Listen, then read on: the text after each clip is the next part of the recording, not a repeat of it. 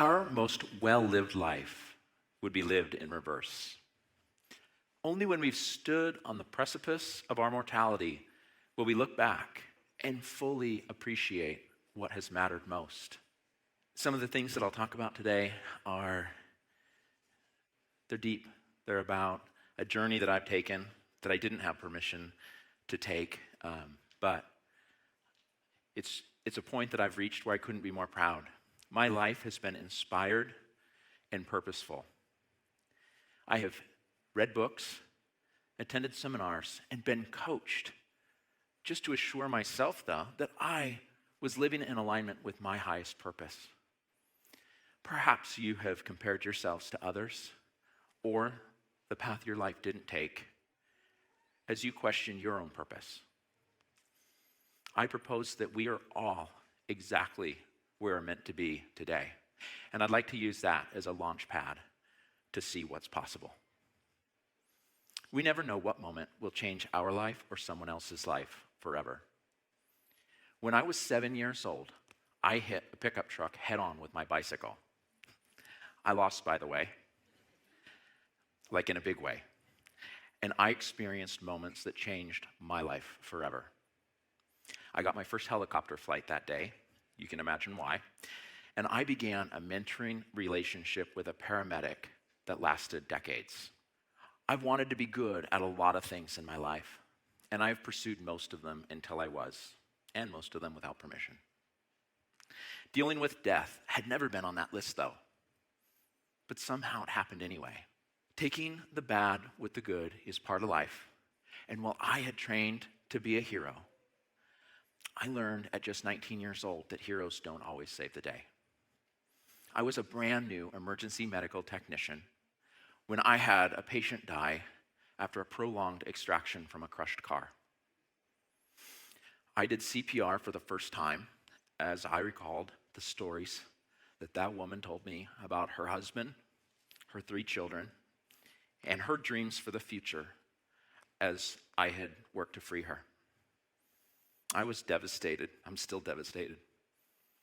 But the same paramedic that saved me when I was 7 was there to help me wrap my head around the loss that I had just witnessed. 10 years later, my dad died of a sudden heart attack.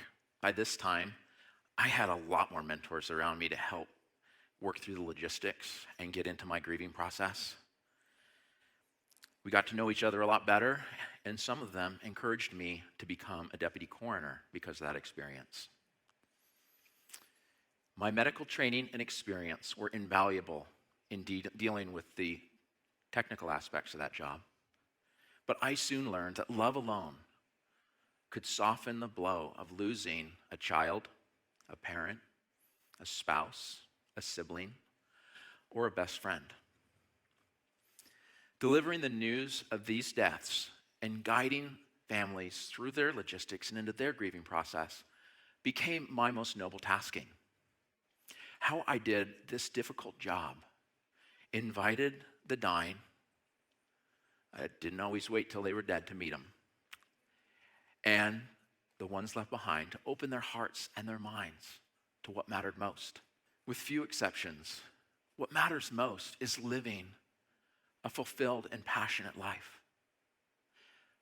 Not the kind of life that's measured in money, fame, or achievement, but rather love, connection, and contribution. Isn't that really what we're all seeking as we set our goals and strive for success anyway? The battle of the if, when, then mentality has brought many achievement seekers to their knees when they realize that they'll never actually get there. They'll never achieve their idea of success. That moment when they are fully worthy, at peace, and in joy. Why? Because our circumstances cannot give us what we desire most. Those things come from within us. They're a choice to live our most passionate and fulfilled life right now. No more waiting for the right job, the right paycheck, the right partner, or the right house. We are all living our legacies right now in our day-to-day moments. The ultimate deception that becomes clear on our deathbed is that life is here and now. Love and connection are available here and now. We're all valuable and worthy just as we are. We can laugh, love, and play right now. Those who face their mortality understand in an instant the futility of living in the energy of tomorrow. I wasn't just a passenger on this ride. I had always dreamt of becoming a helicopter rescue specialist, like from around the time I was 7. It got so bad that at work I was actually limited to the number of times per day I could use the word helicopter. I was the undersheriff of a large sheriff's office over in Flathead County. And you know how embarrassing it is when you get remanded? I did not have permission to use the word helicopter. It took many years. It took lots of money, and it took mountains of support for my dream to be manifest. I co-founded a philanthropic helicopter rescue program I will always be proud of and will never understand the impact that it's had in people's lives. 5, 4, 3, 2, hold. Give me easy back 1 if you can. Just easy back. And he is on the deck. Hold position. Hold position. He's disconnected. Empty hook's coming in. You're cleared left anytime.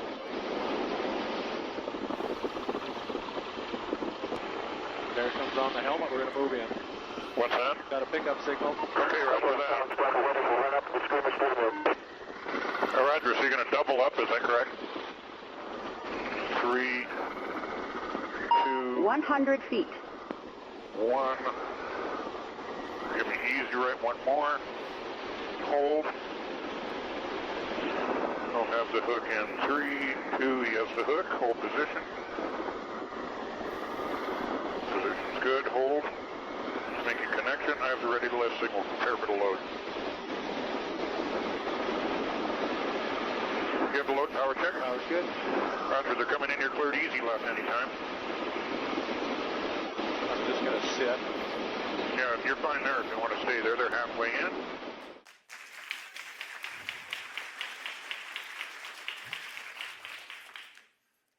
The 8-year-old boy that fell in love with the movie Top Gun, he gets a little excited every time I get to remember the life that I've lived. That man fell 600 feet. He had a broken neck, a broken back, 8 broken ribs, and a broken arm. He was an expert mountain climber pursuing his highest excitement when he slipped that day. I was a helicopter rescue specialist pursuing my highest excitement when I got to go rescue him. Together and individually, we clung to life on the side of that mountain above a 3,000-foot cliff in the wildest backcountry of Glacier National Park. We both loved it. His position was so precarious he couldn't even be stabilized, and I had to manually stabilize his spine and his back when we pulled him off that. He shouldn't have walked again, but he survived, and 1 year later, he climbed back to that rock face and recovered his gear. He was 60 years old that day when he looked death in the face and saw his passion reflected back to him. He shared that passion with me and countless other people for 7 more years before he and a close friend died in a different tragic climbing accident. Those who face death know in an instant that their regret lie in letting the moments pass. They wish that they had laughed more freely when their child came and jumped on them in bed in the morning. They wish that they hadn't been so busy in the past or the future thoughts to not be fully present with their spouse when they caressed their face and said, "I love you."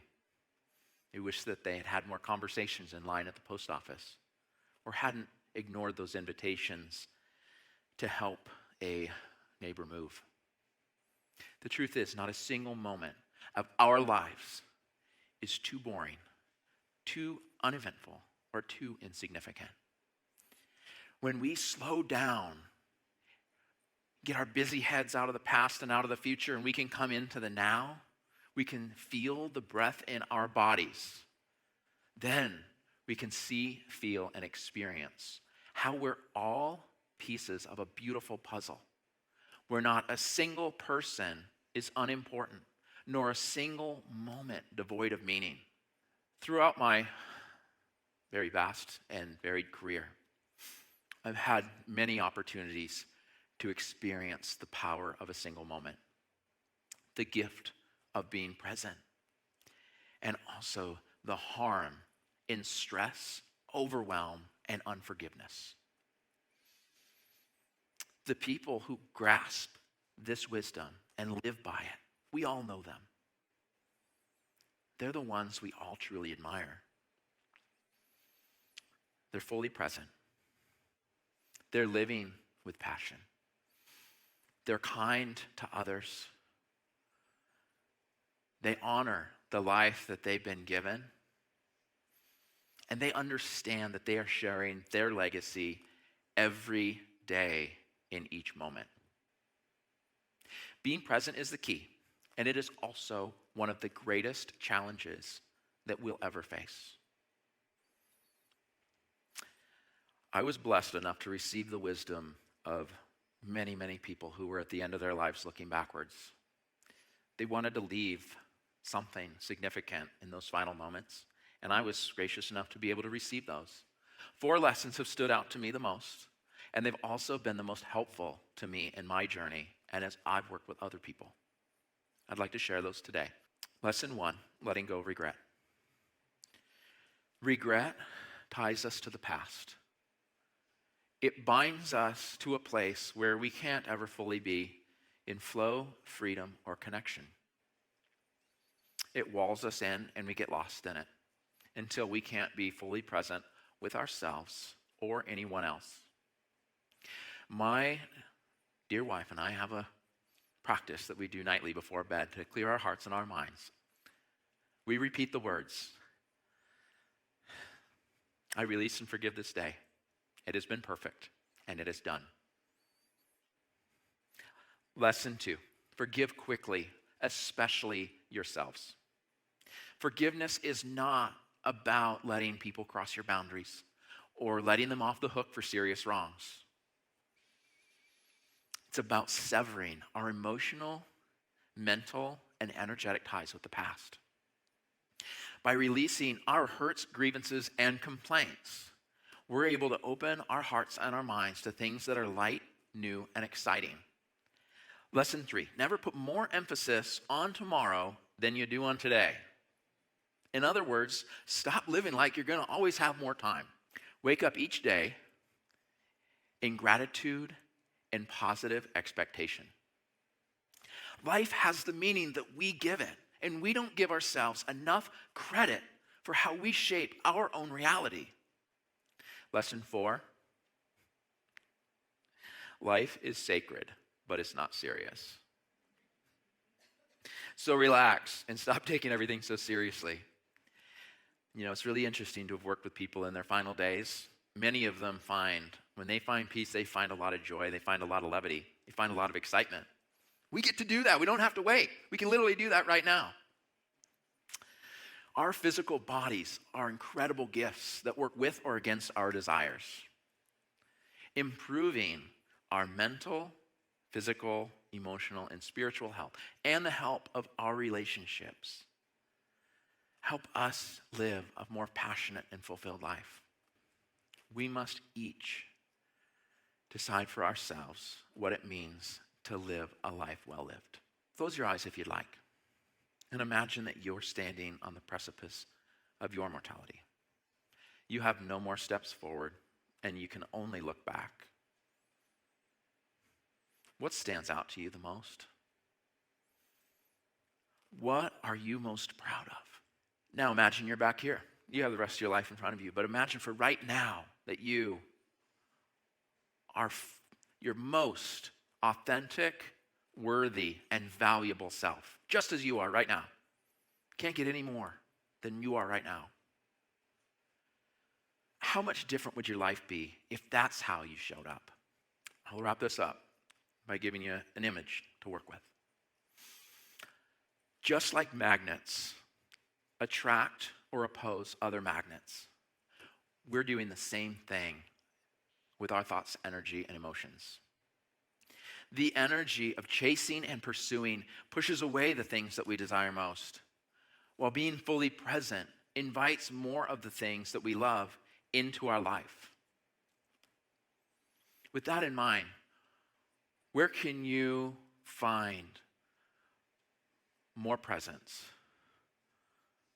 more fulfillment, more peace and joy, creativity and love in your life? What can you let go of so you're more connected right now?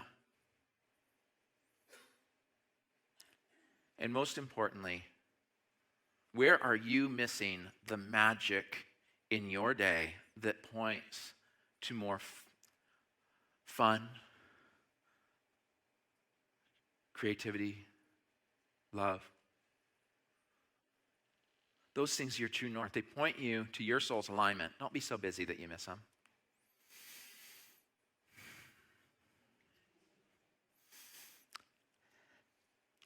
She's so sweet, I can't even look at her without crying.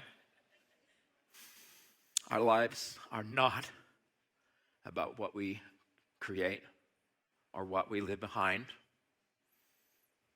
Our legacy is not about those things. It's about who we are and how we show up. If you've been waiting for permission to do something crazy and live your best life, I'll give it to you today. I have a whole stack of titles and licenses and stuff. You can use them all. Just do it. Our lives are an endless series of mountains and valleys. You'll die exploring yours or wishing that you had. It's your choice. Thank you.